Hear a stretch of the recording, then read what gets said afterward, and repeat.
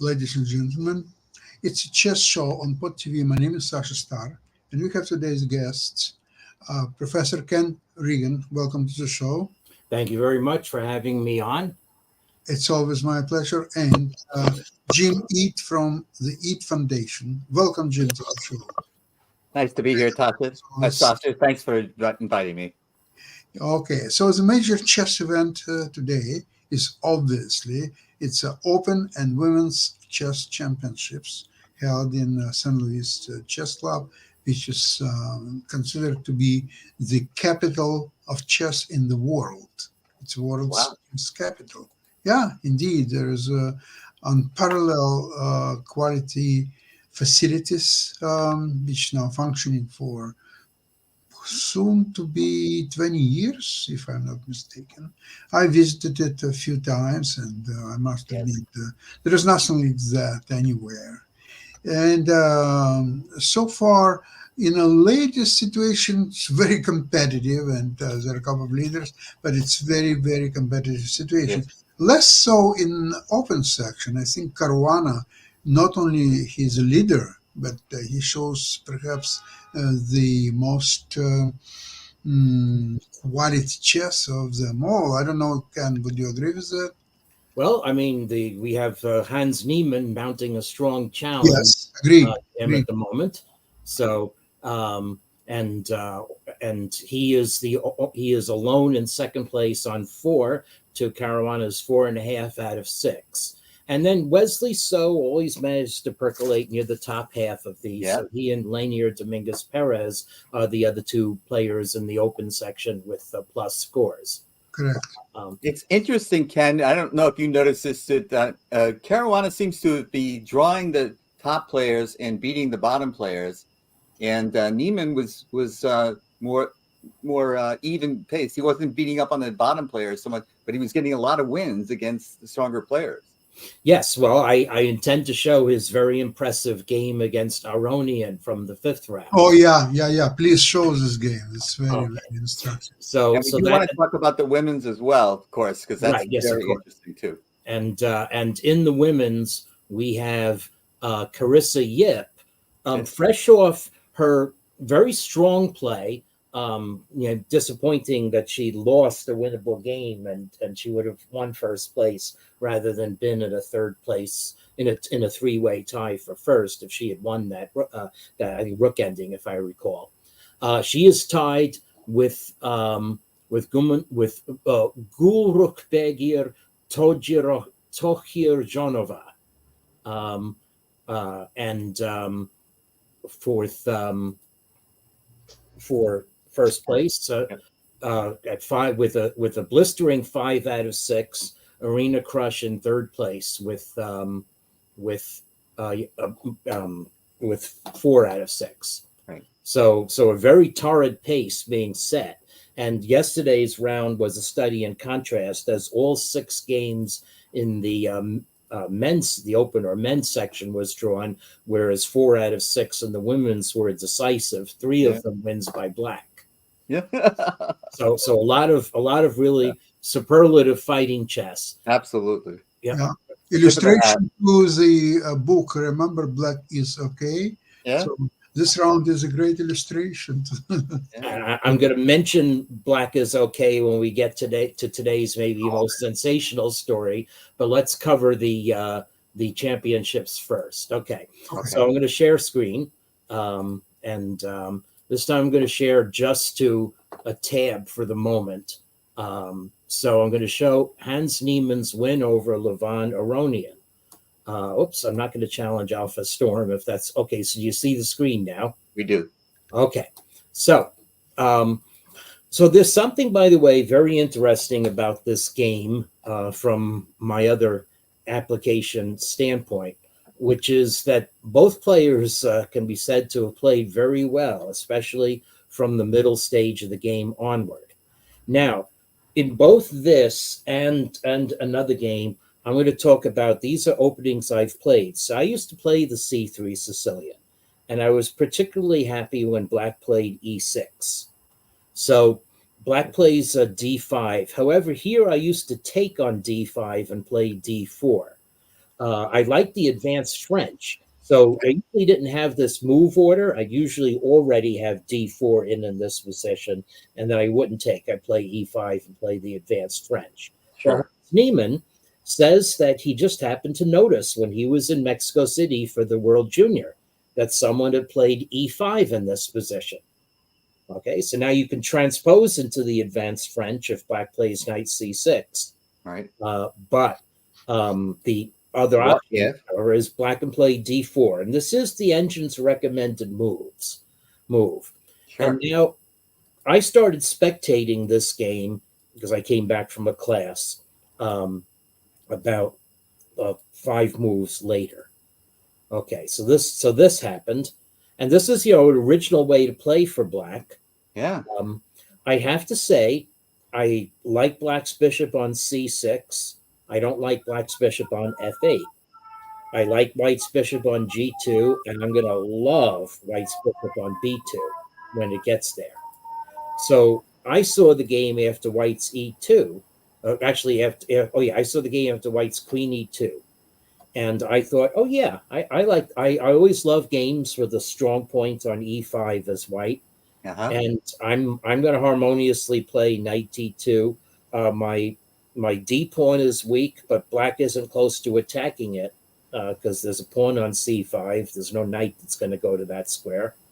So, Well, Ken, if I can interrupt you, I just wanted to say, didn't you tell us once that Ken Rogoff played e5 against you just so that you wouldn't be able to get e5 in yourself? correct. That was in the U.S. Championship. Yeah. So we knew the book on Ken was to not let him get e5 in as white. Yeah. And now here's this new fashion of playing the H pawn. I previously would have loved it if black played a move like that because the other feature in this position is that although white's d pawn looks weak, white has the ability to make a central break. Yeah. That is valuable. The worst it does is weaken the c4 pawn. Whereas black's breaks with b5 and f6 are not so valuable. So maybe black is playing for h4, but the question is, where's black's king going to go when you do that? Well, you needed h5 also to stabilize black's knight on f5, I must say. That's true. I didn't think of that when he first played it. That's a good point. And black is not necessarily coming into d4 because a black bishop is occupying c6, not a black knight. So there's something. So anyway, so black plays h4, which is fine. The knight in f5 is going to be even more stable after that. But now takes a Neiman enterprisingly takes back with the f pawn rather than automatically with because now f file opening is possibly going to happen, and now also black does have to worry about g4. So it's not interesting though because we're taught to capture towards the center. So I think my instinctive reply would have been h takes instead of f takes. Right. And so this is a position that, or I would love to play white. And, maybe I'm being vainglorious if I say I would fancy my chances to beat Aronian. But I did beat people like Leonid Shankovich and Anatoly Lane from positions like this. So when I was a junior. Okay, so black gives up the glorious bishop. I'm even happier now. Look at white's pieces. And now has the clamp on d4. But the other thing is that with white's queen strong on e4, d4 can be just bypassed. So now white is ready to play g4. Now the engine says white only has a little edge, half a pawn edge. But just in terms of prospects, my feeling at the time was, wow, I really like this position. And black captured with the pawn. Black couldn't capture with the knight because black's position is leaking along this diagonal, and that's going to be the major theme of the game in another 10 moves. So now with the pawn on d4, white's d pawn is not weak. White's c pawn is suddenly very strong. White still has overprotection on e5. And now white has this nice b file by which to pressure the one truly weak point in black's position. Ken, I hate to stop you again, but was it a mistake for black to play h4, h5 because it allowed g4 to be played? Yes, I think actually, or maybe it was the, let's see, maybe h4 was the mistake. It says the engine's opinion is that the only move we're going to criticize is this knight d4 move. I don't know, where does the engine want black's knight to go? Right, H6. Uh, Yeah. h4. But the engine wants black to play Oh, knight h4, which oh, makes sense. That at least is yep. supposed to be the drawback of g4. So Hmm. so Aronian must have looked at the resulting positions and not liked what was going to happen to his queen side. So he Yeah, and played knight this, D4 is so natural. I mean, I would have played it too. So, yeah, to try to stabilize the center. So now g5. wow. Okay, so again, where's your king going to go? G6, but now f7's another permanent weakness. Yep. H4, though, there goes black's any thought of a kingside initiative by black is momentarily snuffed out, although we're going to see it as black's compensation later in the game. And now I you know, here we enter now what's a fairly forcing line. After, so white's knight h2, and now black decides to castle. And I don't understand bishop to B4. Was it to block the B file? Or... right, yeah, they had to block the b file. So one thing that was in the air in a position like this is that if you magically take white's knight on f3 off the board, then white is going to play rook takes b7, Right. and queen takes c6 check will fork the king and rook afterward, just win the house. So that is why bishop b4 is useful. I don't know what it's useful for, because white can always play Maybe he's taking away D2 from the knight as well. So yeah. maybe, I don't know. Maybe you're hoping to get the bishop to b6. You could have played bishop c5 for that. I don't know. Yeah. Anyway, I was expecting bishop C5, but in any case, okay. So anyway, so knight h2 is going to go hop to g4 and f6. So black castles. So black must have thought castling was the only hope. And now we enter a forcing phase in the game. So white plays rook b3, which is merely going to pile more pressure on the b file. Yeah. And now black plays bishop d2. So this is to anchor the bishop on e3. Right, I Give get it. black hope of sacrificial counterplay along the h file. So Neiman just goes about his business, and now rook takes b7, giving up 2 rooks for the queen is going to be a killer. So Aronian, therefore, black is desperate, as the engine recognizes.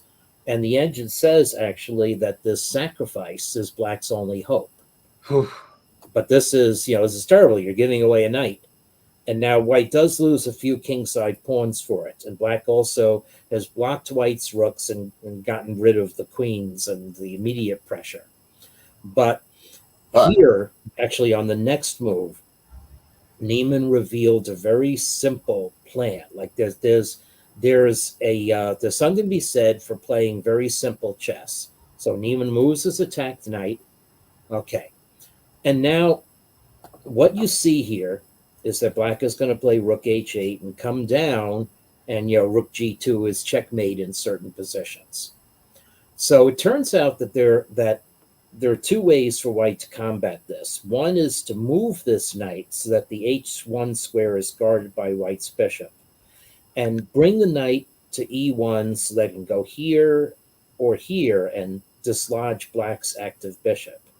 But Neiman chose a far more pragmatic way, correctly judging that the resulting positions would be winning, except we will see what may be a misstep later in about 10 moves. So he plays rook e1, and the idea of this move is dead simple. Get rid of the spiking bishop and rely on your knight, possibly aided by the bishop, to guard against the incursion of black's rooks, and the fact that the square e3 will be a perfect haven for white's king. And you got the 2 pieces for the rook. That's usually winning. Right. It's usually winning, especially in a position like this where black cannot. Usually it's 2 pieces for a rook and pawn, or even a rook and 2 pawns. Right. And then you can hope to activate the pawns. But black has absolutely no hope of activating pawns here unless both of white's advanced pawns fall. It was beautiful in its simplicity. Yeah, this is. So Black plays here, try to drum up whatever counterplay there is. So we got one of those pawns by Right. the pin on the knight. That's what rook h3 was for. But Neiman said, okay, now you've had your little flurry. Now I'm going to start. You've had your fun. Yes. Yeah, you've had your fun. Now I'm going to put and this idea of rook h6. The fact that white can afford to do that Yes. is very much in your face. So white has That's instructive, right? yeah, it's instructive.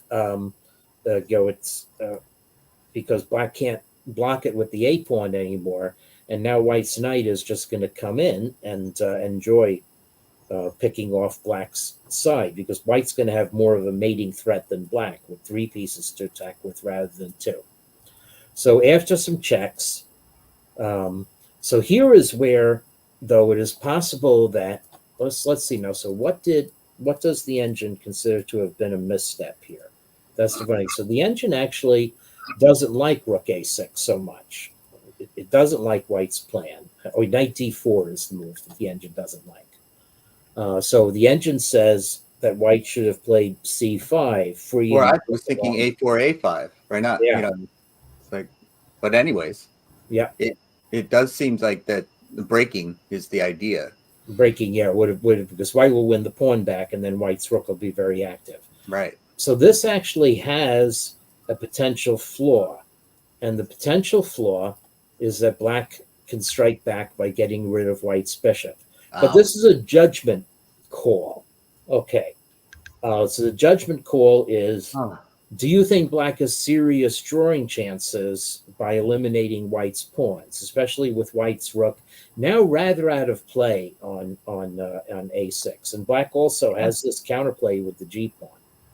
Okay, so after rook f2, the advantage is back up to probably decisive proportions. So the engine says that black should have advanced the pawn and traded it off to eliminate as many white pawns as possible. And in this position, white's c pawn does fall.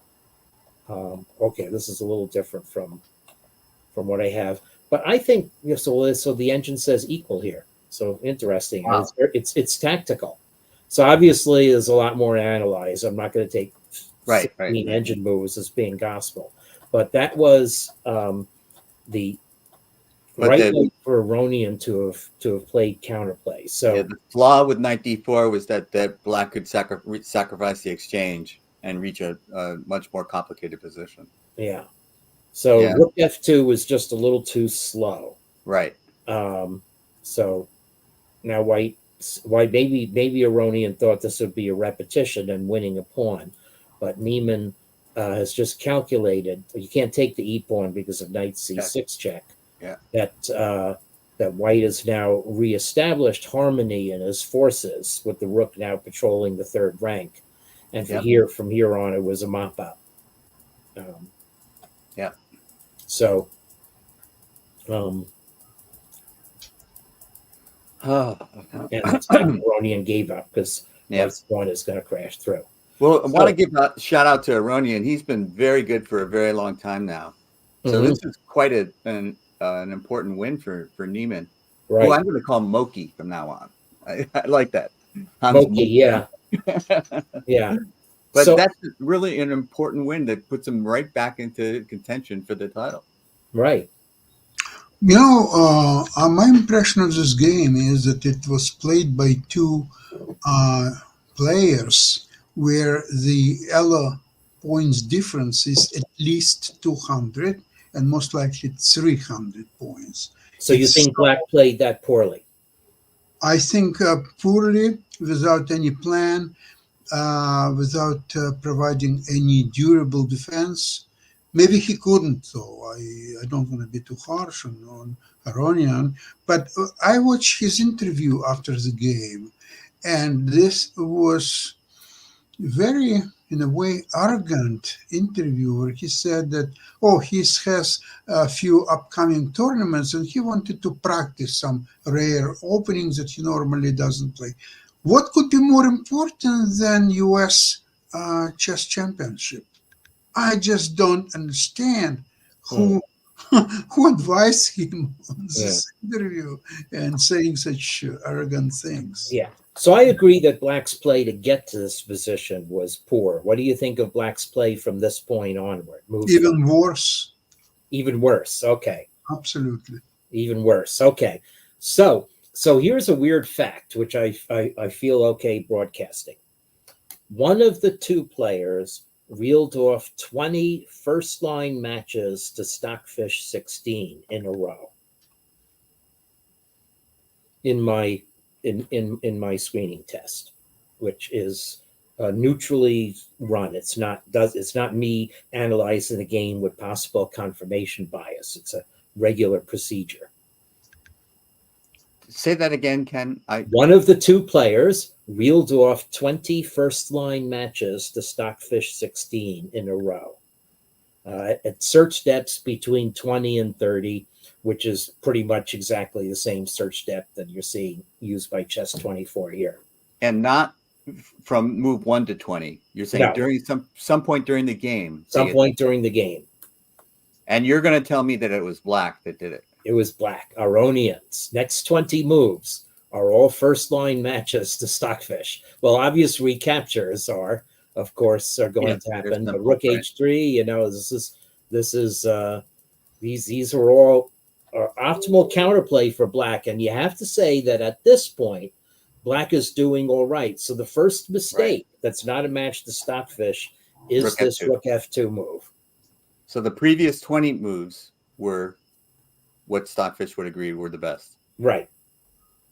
So I just say this because, you know, long stretches of matches to Stockfish happen all the time. In this case, played by the loser. And it doesn't really mean anything. You need a larger data context in order to allege. I'm very grateful that you point that out. That's an important consideration. I always think that people take a small sample size and they make generalizations based on that small sample size. And it's a logic mistake. It's just fundamentally not correct. Ken, in the same period of the game, what about Newman's play? Was his play also quite sufficient? Yeah, no, there was a long stretch with some inferior moves. He didn't like Rook A6. Neiman played a few inferior moves to get into the position at move 42, where Black could have had substantial counterplay. So it tells me that after the opening, the White's position was so overwhelming that even with a few inaccuracies and with the perfect play from Black, the position was still winning for White.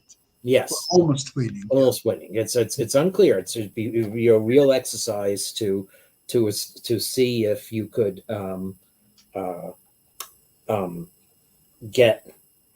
establish a draw for Black. Yeah. Very interesting stuff. Yep. Yeah. But that opening did look very, very good, and so you have to have some question about how that opening was handled by Black. Yeah. Because the resulting position, I think 99 out of 100 players would prefer to play White there. Yeah.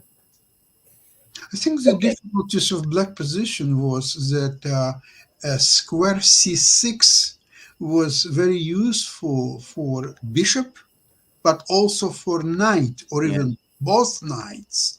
So there were too many Black pieces who had to fight for use of C6 square. Yeah. And I'm going to show another example of misplaced piece on C6 at the very end. I'll save the sensation for the end. I don't know if you two know what I'm talking about. I don't. It just happened. But let's see now. Carissa Yip winning with the rat. Okay. With the rat. And in this game, so playing A6, this is, this is almost like you're playing with Carlsen as Black. Okay, A6, B5, all right, that's more Miles Karpov level. But I used to play this way. Well, I would have had my pawns on A7 and B6 instead. But again, do you remember what is the theory behind move A6? The theory is that the beginning position is absolutely equal. Now, by playing e4, white creates a weakness. The pawn e4 is unprotected and it's weak. So Yeah. you should start immediately attack that weakness. So in a normal line, when you play now a6 and white, instead of defending e4 pawn, because b5 and bishop b7, knight f6, the pawn cannot be defended really, unless you play d3 and then you lose your whole opening advantage. Right. So against a6, the theory tells us that the strongest white's move is c4, Yes. preventing b5. But very few people like to play c4 because it creates d4 perceived weakness that you can play e5, knight c6, and you have. And White had already played f4, which I always like to see because it amplifies the weakness of e4 in the diagonal. Yeah, I think f4 Yeah. is horrible move. But you should tell Carlson the virtue of the move a6, as you'll see in a moment after I play through this game. Okay, Okay. let's see. So now so White actually sacrifices, we really can't say sacrifices a pawn, but allows Black to open up the game. Now Black is behind in Ken, development. we're still seeing the old game. We're Oh, not- I'm sorry. Okay. All right. Thank you for telling me. Okay. I'm sorry. So let me, okay. So I had, share this tab instead. I'm sorry. I should have clicked that button instead. Okay. So presenting again, share screen. And now I'm going to share this tab. So this is Carissa Yip's win against Ashrita Eshwaran. So, okay. So I didn't realize you were speaking without seeing this position where Black played a6 Oh, and okay. White could not play c4. So that's why this is very apt by Black. And the real judgment of the position comes after the sequence of exchanges that we see. Black is Wow. really behind in development, but can White take advantage? And is the fact that White may ultimately be down a pawn also a factor? So in fact, after Queen e2, the engine's already preferring Black, and now after Knight c6, it doesn't look like what can White do with the advantage of development. Maybe if you can't play Rook d1 in this position, which is what I would do. that's certainly what I would do. And then it says it's dead even after Black plays Queen c8. Okay, but anyway, White played Knight e5, trying to do something with the initiative, but all you did was King h1. Now Black is just as well developed, and White has a weak pawn. And this, Wow. the other thing is Black's fianchetto bishops have more latent energy Yes. than White's classically developed bishops. And that's absolutely what happens in the rest of the game. So White, White seems to be doing things. Maybe this is going to prevent White from losing a pawn. Okay. Actually, just taking on a4 was very effective. White can't easily get it back. Right. So now Black is ready. Black's real trump in that's this gutsy. position. That's, Yeah, is this center is going to get moving. There we Yep. go. And now White You've is got to now really calculate recognizing that the kind of loss. move. Yeah. And So this is obviously at this point a crush, and Yeah. so this is very, very impressive to do this as Black by Carissa Yip from an unorthodox opening. But oh yeah, she's just mauling now. It's, yeah, so this is and Yeah. and White gives up losing the house. So, well, let's consult the world's #1 exemplar of unorthodox openings, unless you want to give Hikaru Nakamura an equal share of that crown. So I'm going to go to another tab and show you today's sensation. Okay, so share this tab. And now what you see is Alisher Suleymanov, 25-1-2, 1, Magnus Carlsen, 0. No way. Yes, Magnus Carlsen lost in the second round of the Qatar Masters tournament. And we'll see how. This is a way in so this now starts off in an orthodox manner. It's a Queen's Indian defense. And my little shout out to Andres Adaryan, his second Black is Okay book extolled the virtues of playing b5. And I used to play that. I used to like it in this position. But Carlsen plays more classically. Now the idea is that with white's queen on c2, playing d5 is not as much of a threat. Although I still think there are many more positions where white can play d5 effectively. Okay, so we hope this game develops classically up to a point. Okay, bishop c5. Now, knight c6. Now, if you're going to trade pieces with knight c6, it's effective, but that's not what happens in this game. So white plays b4, and now black plays queen b8. And here now, after one more pair of moves, this now is, for me, the key admission of strategy point. Because Carlsen played d6, and now we have what looks like a hedgehog formation. But in the hedgehog formation, you want black's pawn on a6, and most importantly, you want this knight on d7. Absolutely. The knight is misplaced on c6. And this combination is what's going to bring about black's downfall. And that's not at all obvious. So it's really good that you point that out. Yeah. So I used to play the hedgehog as black. So from the Queen's Indian. So now bishop f8. Okay. That's fine. And now knight f7. Okay. If you're going to play the knight to g6 and e5, then you get it at least back on the right circuit. Maybe I would have played e5 immediately then. Yeah, maybe I should have played knight e5 immediately. In fact, why wasn't that move available? Yeah, knight e5 is a perfectly fine move. In fact, it's probably what the engine would have wanted me to do. Yes, it is what the engine wants you to do. So black should have played knight e5, and then force white's hand a little if white moves the knight. Well, no, c4. In fact, I don't understand. Why didn't black play knight e5? I think because after knight takes e5 and pawn takes e5, Carlsen figured out that it would be extremely difficult to play for a win. I mean, black is in no danger of losing any way you look at it.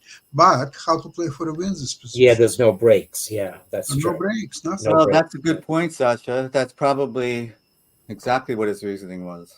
Yeah, I'm pretty sure about that. Right. So now white plays knight b5, attacking the d pawn. Again, now you're missing the a6 move.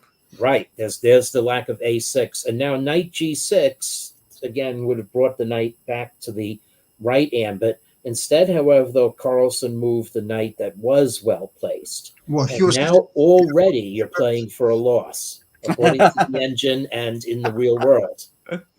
Okay, so white said, all right, attack. Yeah, okay. Black's queen on b8 with c7 not available is going to defend her monarch. No, not quite. So now the other thing is, so white plays e5. There's the strong the bishop on b4. Now, you don't want to play that. You don't want to play that. Well, it's now. See, this is what's beautiful. It looks like black has the a2 g8 diagonal under control, but that's absolutely not true. White busts it up with first of all, let's put the queen there, and now we're ready to explode it. Wow. So this is it's sacrificing a rook, but kapow. Okay. Really? Yep. And now the light squares on the king side are completely defenseless. Ouch. And Carlsen had knight f4, which keeps the game going for a while, but returns most of the material. And now white it's just a power play from here on. Okay, white has two pawns for the exchange, and now another pawn is just dropped off because the bishop's hanging. And now we have this diagonal, and Carlsen gave up. Ouch. So that now, that's a sensation, because this is the most horrible game by Carlsen in the last probably 20 years. I think his level of play is, I wanted to say 2200, but I said, well, I'm about 2200 player. I wouldn't play so badly. So it must be 2100 probably. It was like he moved all those pieces out and then started moving them back to the first rank. Right. Yeah. Incredible. So that's today's sensation. I had prepared to show Carlsen's beautiful win yesterday when he made some very clear sacrificial calculation. And to be fair to him, by the way, Nakamura is 2-0. So it's Nakamura and Carlson in this tournament. To be fair to him, I'll just show a very nice position 5 moves earlier, where you can see what happens, obviously, but you have to. There's an amount of chess skill that comes from knowing that you could allow this, because even though this looks slow, you're going to take on G6. Even though this looks slow, the fact is that Bishop G5 is going to take over the dark squares. And if you want to see White give away all his pieces, let's just play. So this actually happened. And now let's see the punishment of F6. Punishment of F6 is this, followed by checkmate coming through on G. Actually takes a little bit more, but one of the White's key resources is the fact that Rook H1 can happen. So anyway, so this was a very well judged attacking game by Carlson. But I think we should probably gear up to stop. So I'll. Yes, we are about to expire. Carlson has to study the book Black is Okay. Yes. Hopefully it would help him a great deal. I'm not ready to write him off yet. Yeah. It is a Swiss. So what a championship we have in the U.S., though. That's great. It's going on the women's side and the men's side. But I wouldn't count out Fabio. I mean, the guy is really playing some great chess. And he's got a half-point lead now, and it's hard to say that he won't be winning the title. But he shows very high quality game. I agree. And he's looks like he is above at least 100 to 200 points anybody else, maybe except Hans Newman. And after this, people go to the FIDE Grand Swiss, which has a qualification for the candidates, which are April in Toronto. Yep. Wow. Yes. Yes, sir. Okay. Hey, that's an excuse to go to Toronto. You bet. Okay, please, everybody, welcome. I think we will have a great time. All right. Meantime, have a great week, and we'll see you same place, same time next week. Okay. Thanks a lot. Thank you. Bye-bye. Great job, Ken. All right.